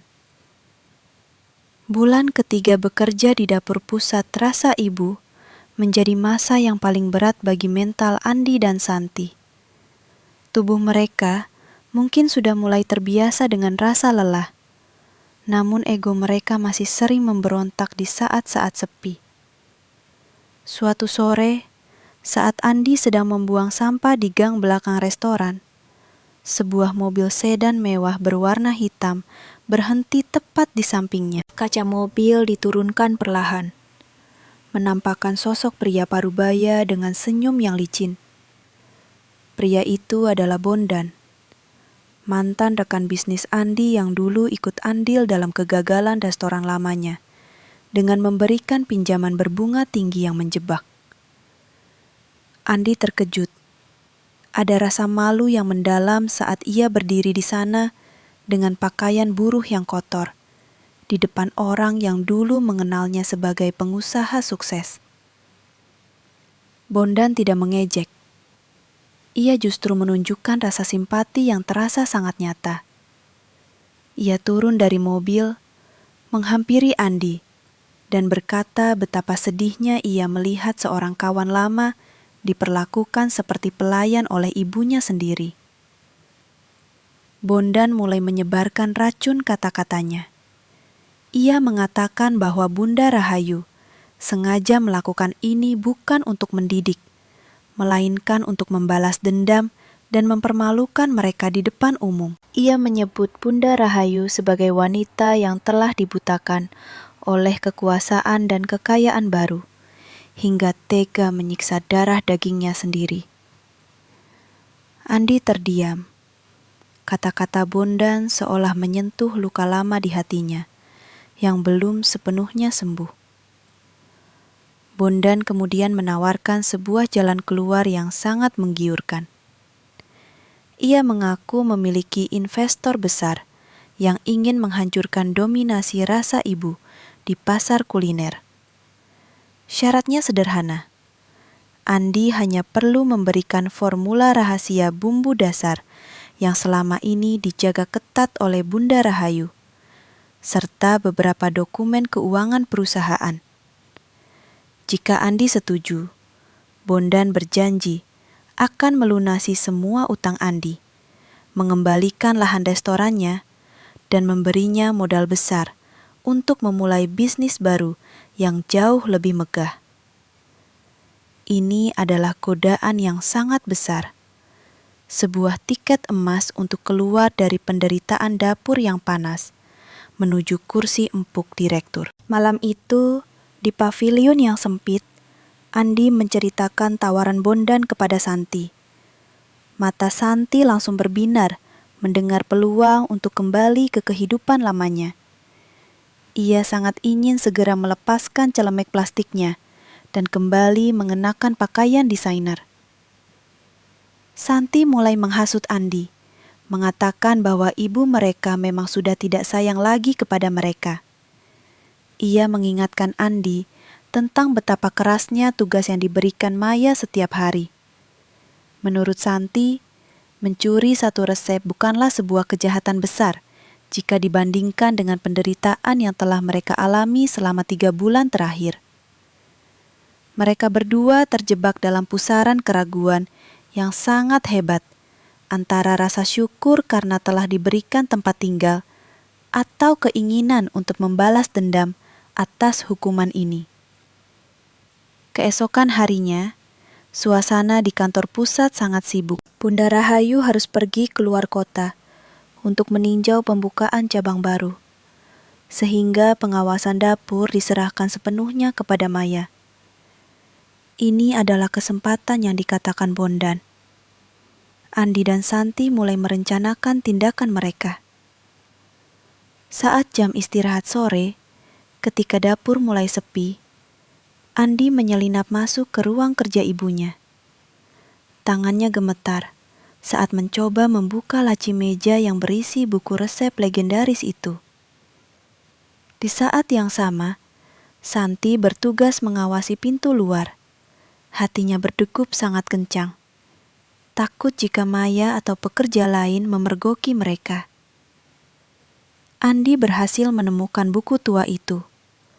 Namun, saat ia membuka lembaran pertamanya, ia tidak menemukan daftar bumbu. Yang ia temukan adalah sebuah foto tua yang sudah kusam di halaman pertama. Itu adalah foto saat Andi dan Santi masih balita, dipeluk dengan erat oleh Bunda Rahayu, yang tampak sangat lelah, namun tersenyum sangat bahagia. Di bawah foto itu, ada tulisan tangan ibunya yang gemetar. Segala keringat ini adalah untuk masa depan Andi dan Santi. Semoga mereka tidak pernah merasakan kelaparan seperti yang aku rasakan. Kalimat pendek itu menghantam ulu hati Andi seperti kodam yang sangat berat. Air mata tiba-tiba menetes di atas halaman buku tersebut. Andi tersadar sepenuhnya. Ia melihat kembali tangan ibunya yang bergetar di dalam foto itu. Getaran yang sudah ada sejak dulu, karena terlalu banyak bekerja kasar demi menghidupinya. Ia menyadari bahwa kesuksesan rasa ibu bukan tentang ambisi pribadi ibunya, melainkan sebuah warisan yang sedang dipersiapkan untuk mereka, jika mereka sudah layak menerimanya. Di luar, Santi mulai panik dan memanggil Andi agar segera keluar, karena Maya sedang menuju ke sana. Namun, Andi justru menutup buku itu kembali dan meletakkannya di posisi semula. Ia melangkah keluar dengan wajah yang tegak, namun penuh dengan rasa penyesalan yang baru. Santi bingung dan marah saat tahu Andi tidak mengambil apapun. Ia menyebut kakaknya pengecut. Namun, sebelum perdebatan mereka berlanjut, Bondan tiba-tiba muncul di area parkir belakang, menuntut hasil kerja mereka. Bondan mulai mengancam bahwa jika mereka tidak memberikan resep itu, ia akan melaporkan segala kecurangan bisnis Andi di masa lalu ke pihak kepolisian. Saat Bondan sedang mengintimidasi mereka, Bunda Rahayu tiba-tiba muncul dari balik pilar gedung. Ternyata, ia tidak pernah benar-benar pergi keluar kota. Ia sudah mengetahui rencana Bondan sejak awal melalui informan terpercaya. Bunda Rahayu berjalan mendekat dengan wibawa yang sangat besar. Ia tidak terlihat marah kepada Andi dan Santi, melainkan tampak sangat sedih. Ia menatap Bondan dengan tajam dan menyuruh pria itu pergi sebelum ia memanggil pihak keamanan. Setelah Bondan pergi dengan penuh kekesalan, suasana menjadi sangat hening dan mencekam. Bunda Rahayu berdiri di depan kedua anaknya yang tertunduk lesu. Ia bertanya dengan suara yang sangat pelan namun penuh luka. Apakah mereka benar-benar ingin mengulangi kesalahan yang sama? Apakah kemewahan duniawi masih lebih berharga daripada harga diri dan keluarga? Andi langsung bersimpuh di tanah, memeluk kaki ibunya dengan erat. Kali ini, tangisannya bukan lagi tangisan karena takut miskin, melainkan tangisan seorang anak yang benar-benar menyesal karena hampir saja membunuh harapan orang tuanya untuk kedua kali. Ia menceritakan segalanya, tentang godaan Bondan dan bagaimana ia hampir saja mengkhianati kepercayaan ibunya. Santi yang tadinya masih keras kepala, akhirnya ikut bersimpu di samping kakaknya, menyadari betapa jahatnya pikiran mereka selama ini. Mereka merasa sangat kecil di hadapan kebesaran hati seorang ibu yang ternyata selalu melindungi mereka dari kejauhan. Bunda Rahayu menarik nafas panjang, menahan getaran di dadanya. Ia mengatakan bahwa ujian terbesar bukanlah bekerja keras di dapur, melainkan menjaga hati agar tidak dikuasai oleh keserakahan. Ia menyatakan bahwa mulai hari ini, hukuman mereka di dapur berakhir lebih cepat dari rencana. Namun, bukan berarti mereka bebas untuk kembali ke gaya hidup lama. Ia memberikan sebuah tugas baru yang jauh lebih berat. Mereka harus mengelola sebuah dapur lapangan di panti asuhan dekat kuil tua tempat ia dulu dibuang. Mereka harus memasak untuk ratusan orang yang kurang beruntung setiap hari, tanpa ada pengawasan asisten, untuk belajar tentang arti sesungguhnya dari kata melayani. Gerbang kayu jati tua itu berderit saat Andi mendorongnya perlahan. Suaranya masih sama seperti 5 tahun yang lalu. Suara yang dulu menandai titik terendah dalam hidup Ibu Rahayu. Namun hari ini, Andi dan Santi tidak datang dengan mobil mewah dan hati yang membatu. Mereka datang dengan sebuah mobil bak terbuka yang membawa bahan-bahan makanan, mengenakan pakaian sederhana, dan memikul beban penyesalan yang jauh lebih berat daripada karung beras yang mereka bawa. Udara di sekitar kuil terasa tenang, namun bagi Andi, setiap embusan angin seolah membawa suara tangisan ibunya yang dulu ia abaikan. Langkah kaki mereka terhenti di depan sebuah bangku semen tua, yang permukaannya sudah retak dan ditumbuhi lumut tipis. Andi menatap bangku itu cukup lama. Di sanalah, tepat di titik itu, ia meninggalkan ibunya sendirian di tengah kegelapan malam. Ia ingat bagaimana ia tidak menoleh sedikit pun saat mobilnya melaju pergi. Sekarang, ia berdiri di titik yang sama, merasakan dingin yang menjala dari telapak kakinya hingga ke jantung. Santi berdiri di sampingnya, kepalanya tertunduk dalam. Ia menyentuh sandaran bangku itu dengan jemarinya, yang sekarang kasar dan pecah-pecah. Air mata mulai menetes, membasahi semen yang dingin itu. Mereka baru menyadari bahwa tempat ini bukan sekedar panti asuhan, melainkan sebuah monumen atas kekejaman mereka sendiri. Seorang pria tua keluar dari pintu samping bangunan dengan langkah perlahan. Itu adalah Pak Mulyo.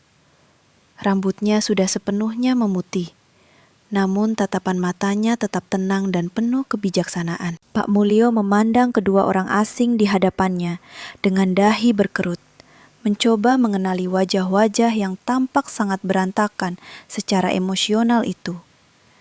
Ketika Andi menyebutkan bahwa mereka adalah utusan dari Bunda Rahayu, mata Pak Mulyo tiba-tiba berbinar, namun sedetik kemudian berubah menjadi sendu. Ia tahu siapa mereka. Ibu Rahayu telah menceritakan segalanya melalui telepon sehari sebelumnya. Pak Mulyo tidak menyambut mereka dengan kemarahan. Ia justru menghela napas panjang dan mempersilakan mereka masuk ke area dapur panti. Dapur itu jauh lebih kecil dan lebih sederhana daripada dapur pusat rasa ibu. Tidak ada peralatan modern, tidak ada asisten yang siap membantu. Hanya ada tungku besar, beberapa panci aluminium yang sudah penyok, dan tumpukan kayu bakar di sudut ruangan. Pak Mulyo menjelaskan bahwa mulai hari ini, mereka bertanggung jawab untuk memberi makan 50 anak yatim dan 20 orang lansia yang ditampung di sana. Mereka harus memasak dengan bahan seadanya dan memastikan setiap suapan membawa semangat untuk bertahan hidup. Tugas pertama dimulai. Andi harus membelah kayu bakar di bawah terik matahari. Setiap kali kapak menghantam kayu, ia membayangkan betapa kerasnya hidup ibunya dulu saat mencoba bertahan di tempat ini. Tangannya yang dulu hanya terbiasa memegang kendali perusahaan, kini dipenuhi kapalan dan luka baru. Sementara itu, Santi bertugas membersihkan ikan-ikan kecil dan sayuran yang mulai layu. Ia harus bekerja di dekat area pembuangan air yang aromanya tidak sedap. Namun anehnya, Santi tidak mengeluh. Rasa perih di hidungnya tidak sebanding dengan rasa sesak di dadanya. Setiap kali ia melihat anak-anak kecil berlarian dengan pakaian yang tambal sulam. Di sela-sela kesibukan memasak, Pak Mulyo mendekati mereka. Ia membawa sebuah buku catatan kecil yang sampulnya sudah usang. Ia berkata bahwa buku itu tertinggal di bawah tempat tidur saat Ibu Rahayu pergi 5 tahun lalu. Pak Mulyo menyerahkan buku itu kepada Andi. Dengan tangan gemetar, Andi membuka halaman demi halaman. Buku itu bukan berisi resep masakan, melainkan berisi doa-doa yang ditulis Ibu Rahayu setiap malam selama ia tinggal di kuil. Di setiap lembar selalu ada nama Andi dan Santi. Ibu Rahayu mendoakan agar bisnis Andi sukses, agar Santi selalu sehat, dan agar suatu hari nanti Tuhan melembutkan hati mereka untuk menjemputnya. Membaca tulisan tangan ibunya yang miring dan gemetar itu, pertahanan Andi runtuh sepenuhnya. Ia terduduk di lantai dapur yang berdebu, memeluk buku catatan itu ke dadanya dan menangis terseduh-seduh. Ia meraung, memohon maaf kepada angin dan dinding-dinding tua itu. Santi yang ikut membaca tulisan tersebut langsung memeluk kakaknya. Mereka menyadari betapa besarnya cinta seorang ibu yang tetap mendoakan anak-anak yang telah membuangnya ke tempat pembuangan sampah kehidupan. Mereka merasa seperti makhluk yang paling hina di muka bumi, karena telah menghancurkan hati malaikat yang begitu tulus. Hari pertama di panti ditutup dengan makan malam bersama anak-anak. Andi dan Santi membagikan makanan ke piring-piring plastik yang sudah kusam. Seorang anak laki-laki kecil berusia sekitar 5 tahun menarik ujung baju Andi.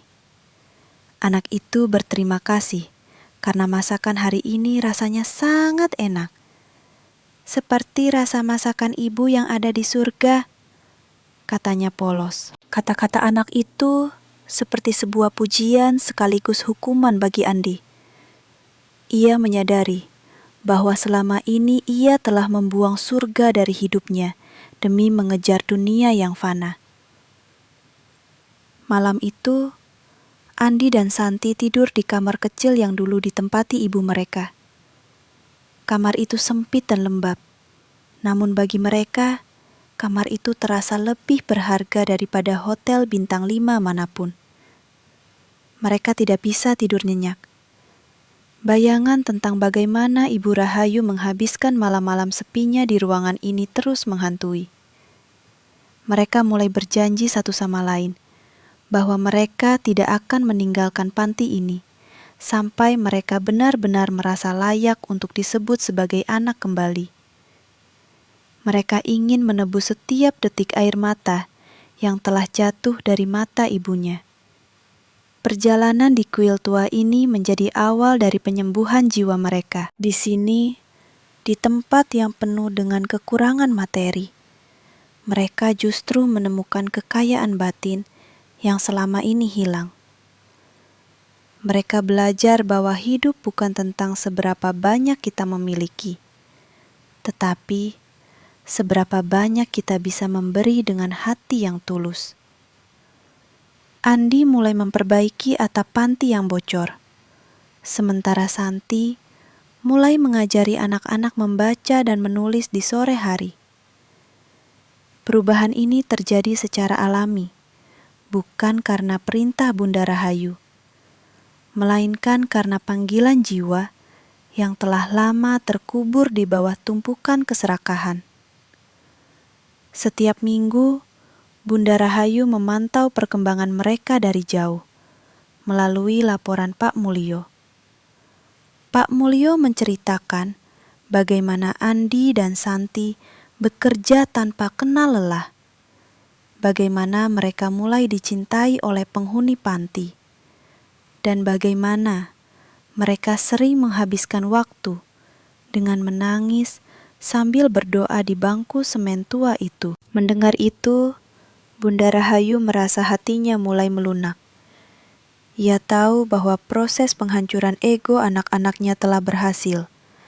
Dan sekarang adalah saatnya untuk membangun kembali fondasi keluarga mereka di atas tanah yang lebih kokoh.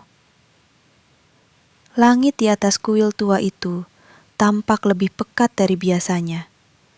Awan hitam bergulung-gulung, membawa aroma tanah basah dan kilatan petir yang menyambar di kejauhan. Di dalam paviliun kecil panti, Andi baru saja menyelesaikan tugasnya mencatat inventaris bahan makanan.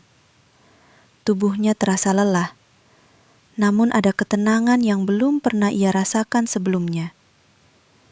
Di sisi lain, Santi sedang membantu anak-anak melipat pakaian.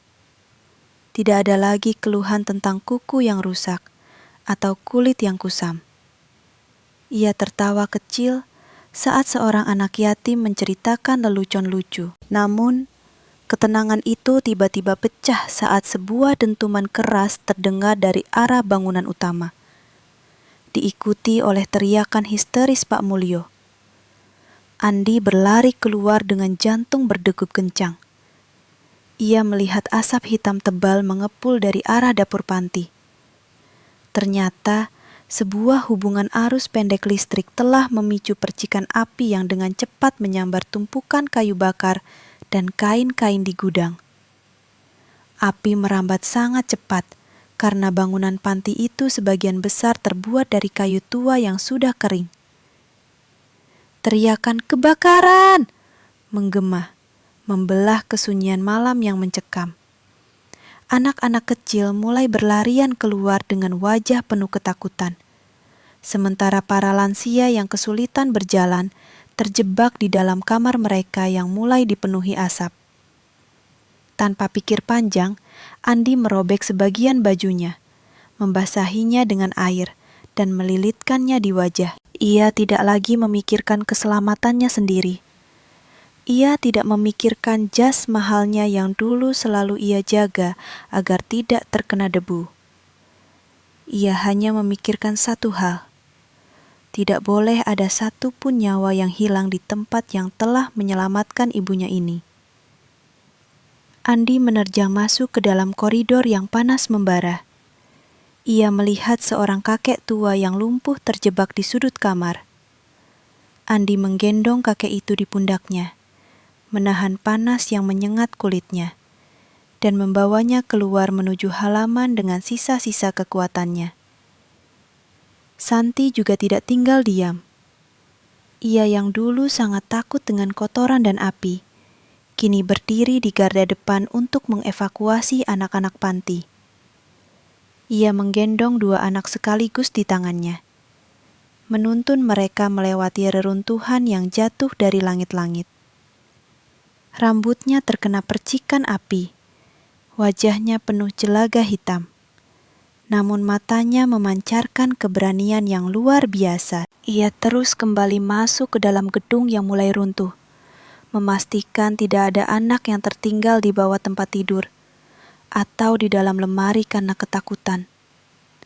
Saat api semakin membesar, Andi teringat sesuatu yang sangat penting.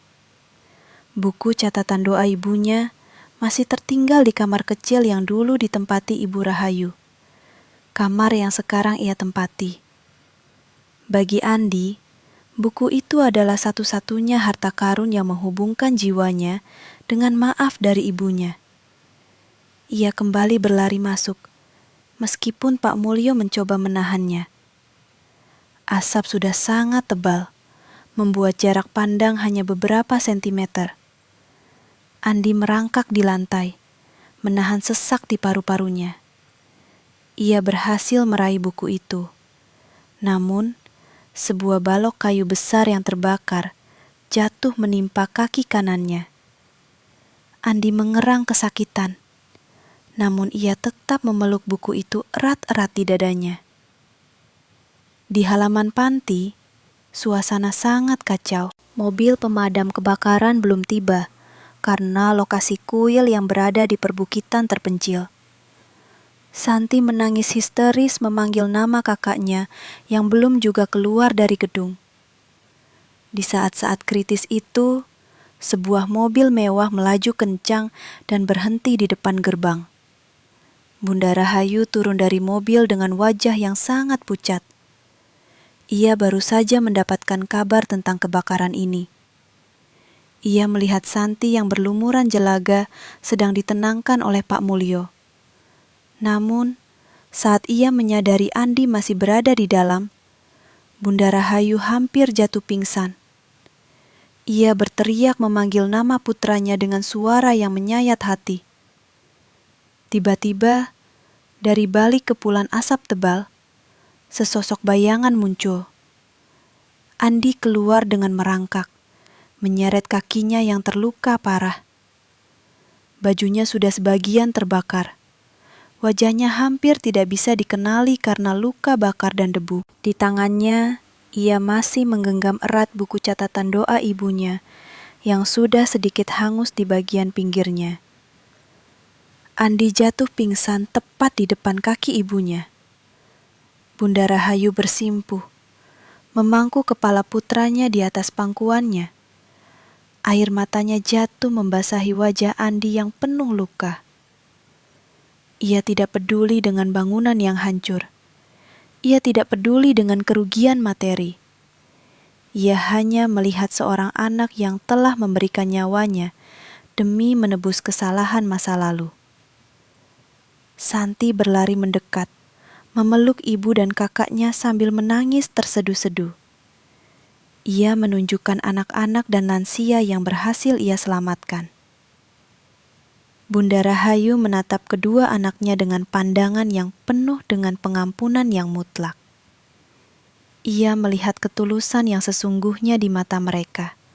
Sebuah ketulusan yang tidak bisa dibeli dengan uang miliaran rupiah. Pengorbanan mereka malam ini telah menghapus semua noda hitam yang selama 5 tahun ini mengotori hubungan mereka. Api yang menghanguskan panti asuhan itu seolah-olah juga menghanguskan ego dan keserakahan yang pernah ada di hati Andi dan Santi. Petugas pemadam kebakaran akhirnya tiba dan mulai menjinakkan api. Ambulans juga datang untuk membawa Andi dan beberapa korban lainnya ke rumah sakit. Selama perjalanan di dalam ambulans, Bunda Rahayu tidak pernah melepaskan tangan Andi. Ia membisikkan kata-kata lembut, mengatakan bahwa ia sudah memaafkan semuanya. Ia mengatakan bahwa Andi adalah putra kebanggaannya, bukan karena kekayaannya, melainkan karena keberaniannya menyelamatkan orang lain.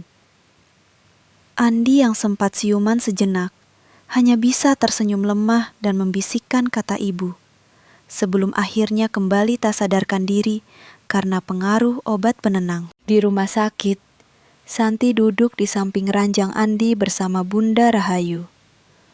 Mereka menunggu dengan cemas hasil operasi kaki Andi.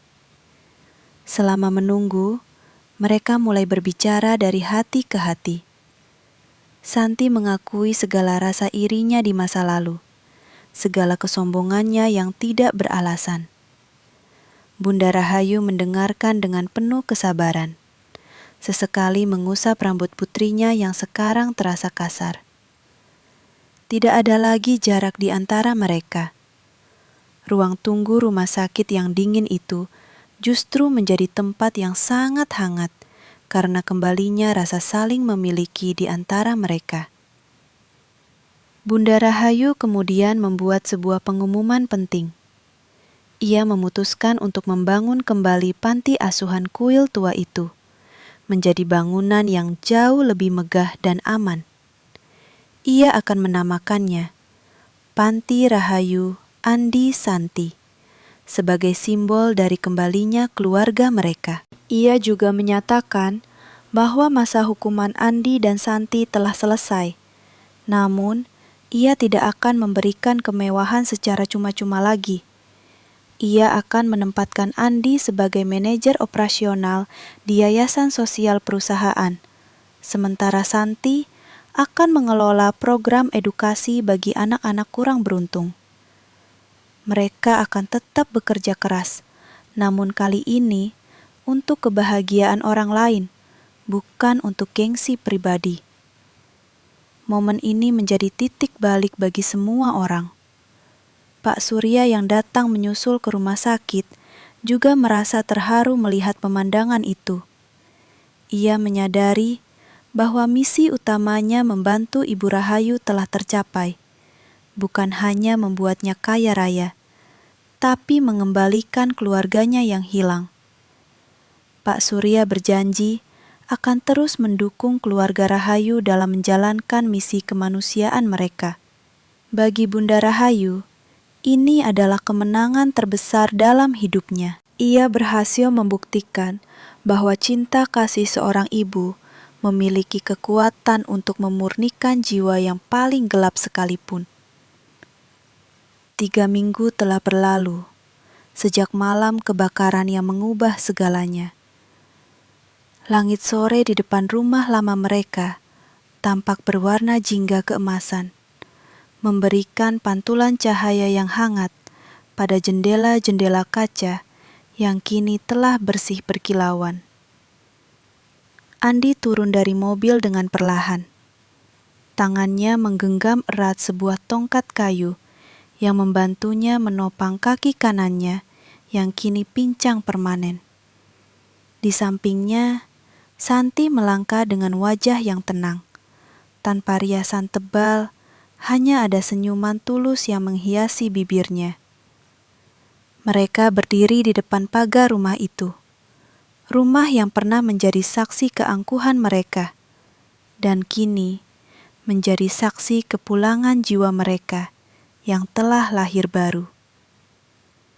Pintu utama terbuka perlahan. Bunda Rahayu berdiri di sana, mengenakan kebaya putih bersih dengan kain batik coklat yang anggun. Tidak ada lagi masker dapur. Tidak ada lagi seragam kerja yang kaku. Ia menyambut kedua anaknya bukan sebagai seorang pengusaha sukses, melainkan sebagai seorang ibu yang telah menunggu kepulangan buah hatinya selama bertahun-tahun. Andi melangkah maju, meskipun tertatih. Ia langsung bersimpu di depan teras dan mencium kaki ibunya. Ia tidak lagi peduli dengan debu atau apapun. Di bawah kaki itulah, ia menemukan kembali surga yang pernah ia buang dengan sengaja. Bunda Rahayu membelai kepala Andi dan Santi, lalu mengajak mereka masuk ke ruang makan.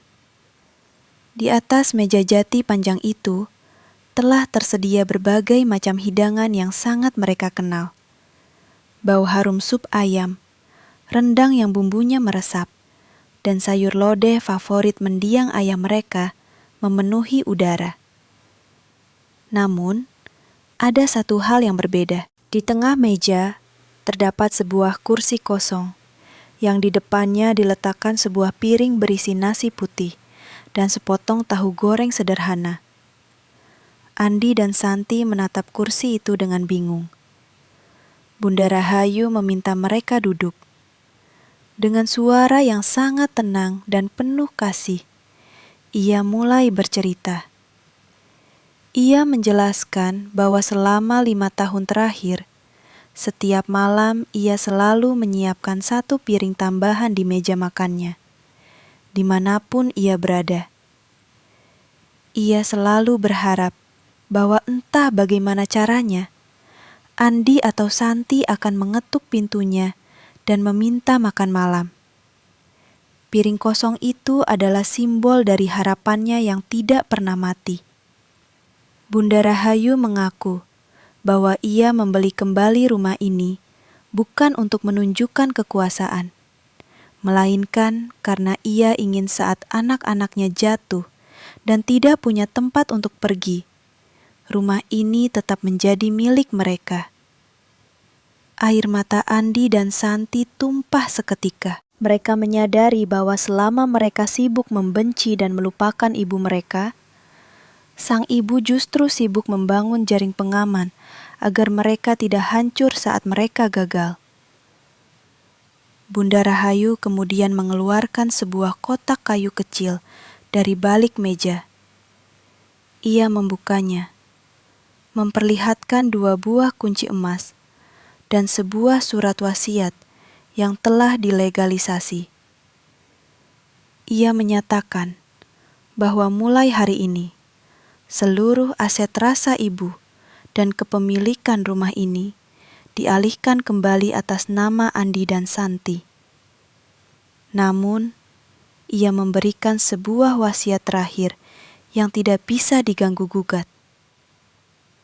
Wasiat itu berbunyi bahwa 70% dari keuntungan seluruh usaha harus dialokasikan untuk membiayai panti asuhan dan sekolah bagi anak-anak yang dibuang oleh keluarganya. Bunda Rahayu ingin anak-anaknya menjadi pelayan bagi mereka yang terluka, agar mereka tidak pernah lupa bagaimana rasanya menjadi orang yang terbuang. Andi memegang surat itu dengan tangan gemetar. Ia berkata bahwa ia tidak lagi menginginkan harta itu untuk kemewahan pribadinya. Ia berjanji akan menggunakan setiap rupiah untuk menebus dosa-dosanya dan menjaga nama baik ibunya hingga napas terakhirnya. Di tengah suasana yang penuh haru itu, sebuah rahasia terakhir terungkap. Bunda Rahayu menunjukkan tangan kanannya yang kini hampir tidak pernah bergetar lagi. Dokter mengatakan bahwa kesembuhannya bukan hanya karena obat-obatan, melainkan karena beban berat di hatinya telah terangkat. Selama bertahun-tahun, getaran itu adalah manifestasi dari rasa sakit karena tidak diakui oleh anaknya sendiri. Sekarang, setelah cinta itu kembali, tubuhnya pun ikut pulih secara ajaib. Keajaiban medis itu nyata.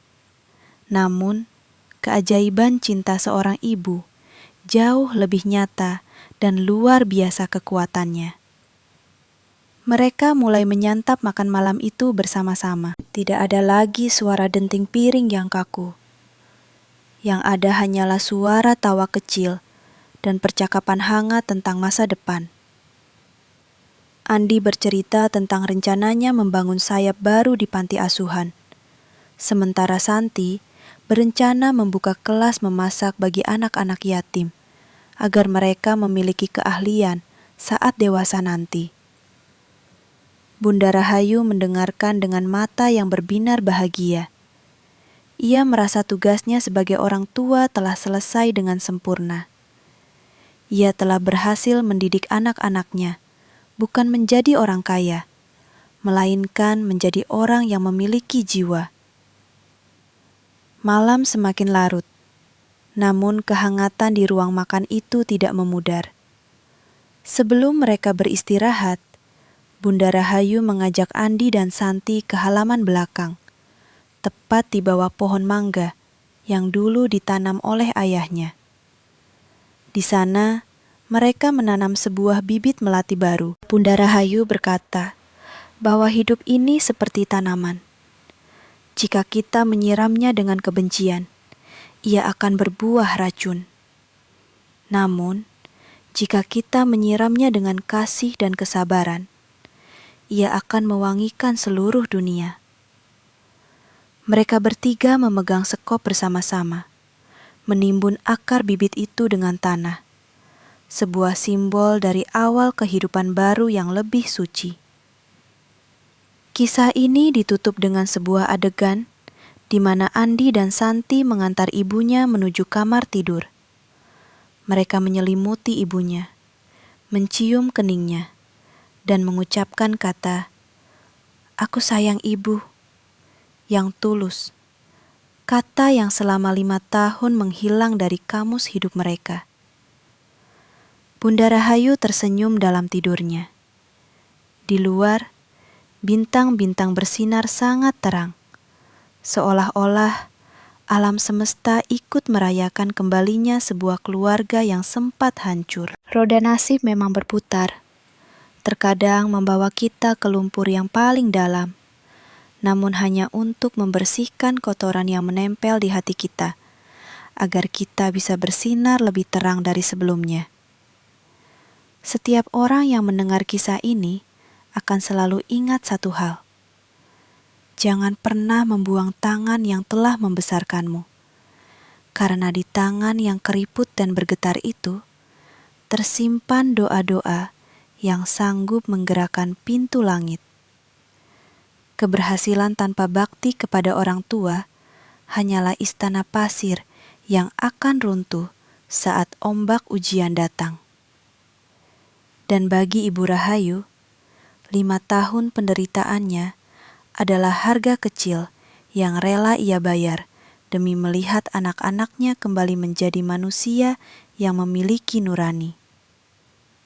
Kasih ibu sepanjang jalan, kasih anak sepanjang galah.